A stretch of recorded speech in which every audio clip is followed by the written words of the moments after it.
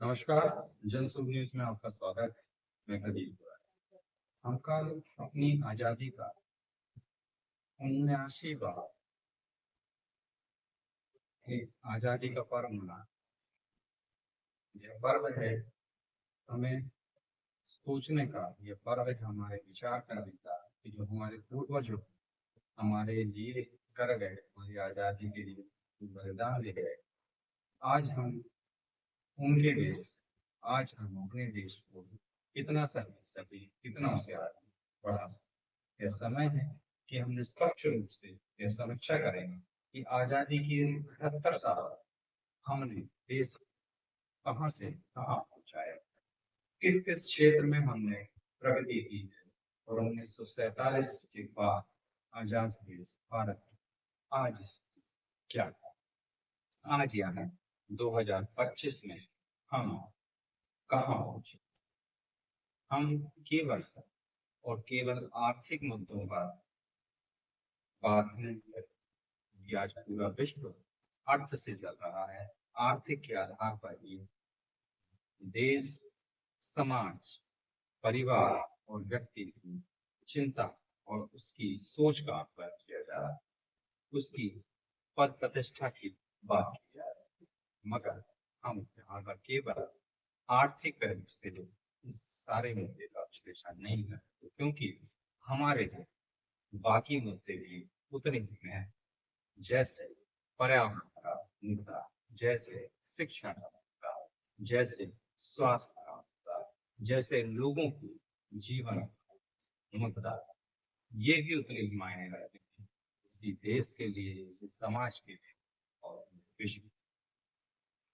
हम इसमें साल दर साल और एक स्पेसिफिक पीरियड के हिसाब से इस पूरे यात्रा को समझने जानने का प्रयास करें। अर्थव्यवस्था की दृष्टि से देखें, भारत की जीडीपी 1960 में जहां नाम मात्र थी लगभग 37 बिलियन डॉलर अमेरिकी डॉलर, वह आज 2025 में 4 ट्रिलियन अमेरिकी डॉलर इकोनॉमी है। भारत ने यह छलांग तब लगाई है जब विश्व अस्थिरता के दौर से गुजर रहा था। शीत युद्ध चल रहा था, तरह तरह की अलग अलग युद्ध में पूरा विश्व घिरा हुआ था और पूरे देश एक दूसरे क्षति पहुंचाने लगे। तब भारत की क्षमता का निर्माण हुआ, निस्संदेह तारीफ का बात। बीच में कोरोना का काल भी आया है। हमारी आने वाली पीढ़ी और शायद इससे पहले की भी पीढ़ी में भयंकर तबाही युग ना देखा होगा। लोगों के लिए हॉस्पिटल में जगह नहीं थी, लोग अपने घरों में भी अलग थलग पड़े, कोई किसी को जाने वाला नहीं। जो मर रहा था उसकी मौत बहुत ही त्रासदायक है। इसमें बड़े बड़े देशों की अर्थव्यवस्था धराशायी, मगर भारत ने इस समय शांत चित्त को बनाए रखा और भारत ने अपने जीडीपी को आगे बढ़ा। हालांकि इस दौर में भारत की जीडीपी -7 से ऊपर के नीचे गिर गए। हमेशा हम सरकार को दोष देते रहते हैं अलग अलग मुद्दों की वजह से, मगर इतने संकटों से पार कर भारत को अच्छी स्थिति में पहुंचाने की सरकार साधुवाद बनता है। भारत का यह सफर आसान नहीं था। अगर इसको हम कालखंड के हिसाब से देखें, हमें गर्व होगा और भारतीय होने की अपनी गुमान सहसा करना अग्रसर है। जब ब्रिटिशों ने भारत को आजाद किया था, या भारत को आजादी मिली थी लोगों के द्वारा लड़कर, यानी 1947 में, तब हम बहुत बुरी स्थिति में, इकोनॉमी की दृष्टि से, शिक्षा की दृष्टि से, स्वास्थ्य की दृष्टि से, पहुंच की दृष्टि से, इन सभी मुद्दों में हम बहुत पिछड़े।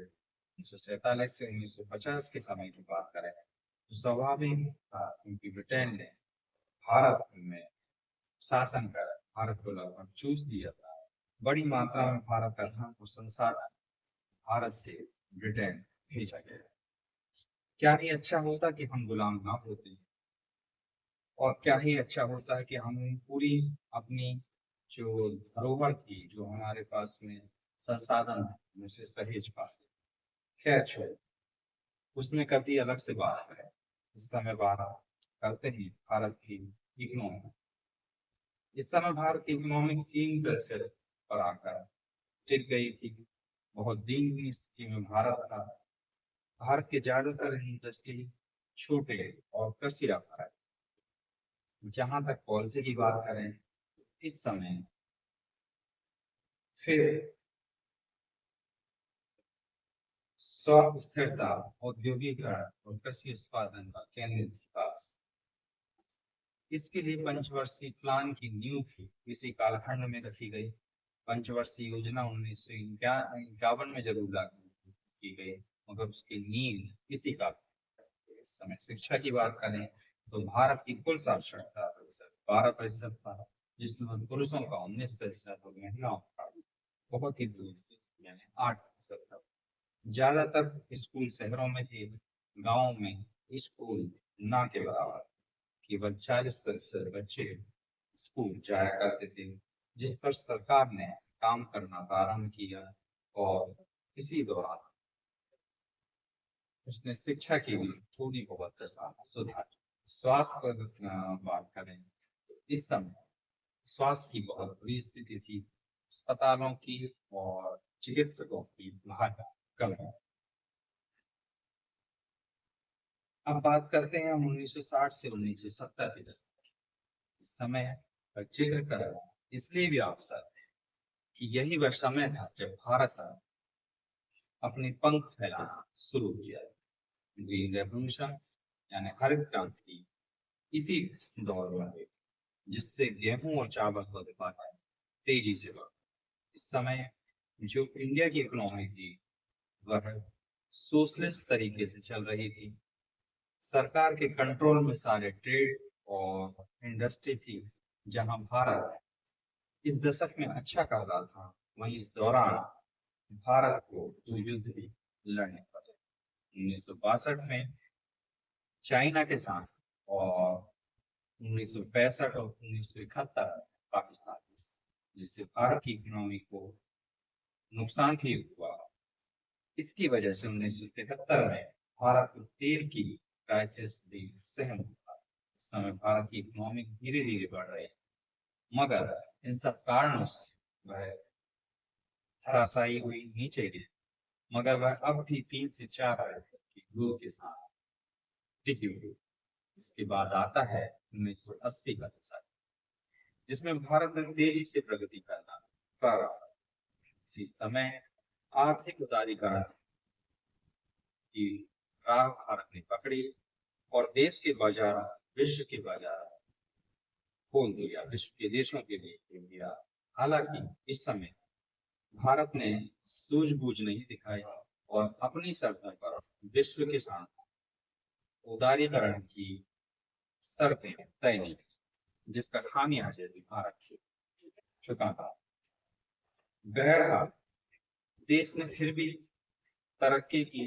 देश की जीडीपी 5 से 6% तक पहुंच गई और आईटी सेक्टर की नींव भी इसी का से भारत में रखी गई। कुल मिलाकर भारत के लिए समय आर्थिक दृष्टि से बहुत बेहतर। इसके बाद आता है 1991 का दशक, जो भारत के लिए बहुत अच्छा नहीं था। भारत में भुगतान की समस्या पैदा हो गई। एक समय ऐसा भी आया जब भारत के पास केवल 2 सप्ताह मुद्रा कोष रह गया था।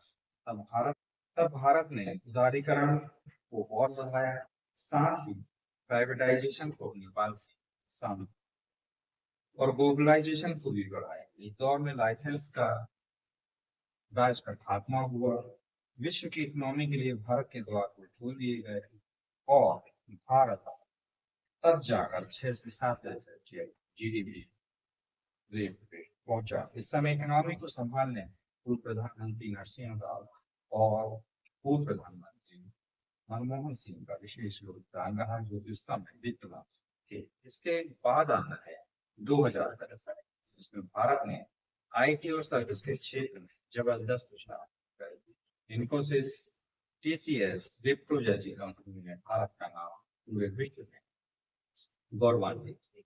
2003 से 2008 के बीच भारत की इकोनॉमी 8% पहुंच गई, जो बहुत ही उम्दा और काबिल तारीफ है।